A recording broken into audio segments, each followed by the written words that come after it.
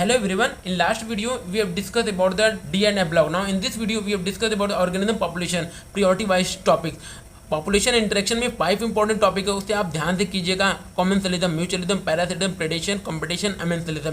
इसमें क्या है, मेनली एग्जांपल से क्वेश्चन फ्रेम हो रही हैं, तो आप एनसीईआरटी के जितने भी एग्जांपल दिए हैं उसी में मेमोराइज करिएगा। नेक्स्ट टॉपिक आते हैं पॉपुलेशन ग्रोथ पे। पॉपुलेशन ग्रोथ में 2 इंपॉर्टेंट ग्रोथ के कर्व हैं, उसको एक बार एनसीईआरटी से गो थ्रू जाएगा। जैसे लाइक एक्सपोनेंशियल लॉजिस्टिक ग्रोथ। इस एक्सपोनेंशियल लॉजिस्टिक ग्रोथ में इसका इक्वेशन भी दे रखा है, इसके इक्वेशन से मेनली क्वेश्चन फ्रेम हो रहे हैं। तो आप क्या करेंगे, एनसीईआरटी के थ्रू इसके इक्वेशन और क्या वैल्यू क्या डिनोट कर रहा है उसको गो थ्रू जाइएगा और उसको मेमोराइज कीजिएगा।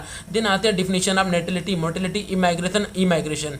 इसके बाद आते हैं एनसीईआरटी में 11.2 में एक ग्राफ दे रखा है, डायग्राम। उसमें क्या रखा है, नेटिलिटी, मोर्टिलिटी, इमाइग्रेशन के बारे में थोड़ा डिटेल में मैं एक्सप्लेन किया है। नेक्स्ट टॉपिक आते हैं diagram of age pyramid. Diagram of age pyramid में just like expanding, stable and declining में कुछ ग्राफ दिया है, उस ग्राफ को एक बार डिटेल एनालिसिस कीजिएगा। देन आते हैं लास्ट टॉपिक पे lifestyle variation. Lifestyle variation में एनसीईआरटी में फर्स्ट स्टार्टिंग 4 या 5 लाइन में breed how which of the organism breed once in life and many times in life. तो इस सारा ओवरऑल मैं आपको बताना चाहता हूँ, इस चैप्टर में जितने भी एग्जाम्पल दिए हैं उस एग्जाम्पल को बार बार मेमोराइज कीजिएगा। लास्ट में एक एनसीईआरटी में पॉपुलेशन इंटरेक्शन ग्राफ में ग्रोथ में एक लाइन दे रखा है, प्रेडेशन, पैरासिटिज्म, कॉमेंसलिज्म। तो common character in living interacting species live closer together. Overall this is most important topic. इस टॉपिक को बार बार रिवाइज कीजिएगा। मिलते हैं अगले वीडियो में, तब तक नेक्स्ट इकोलॉजी के चैप्टर में। Bye bye, take care.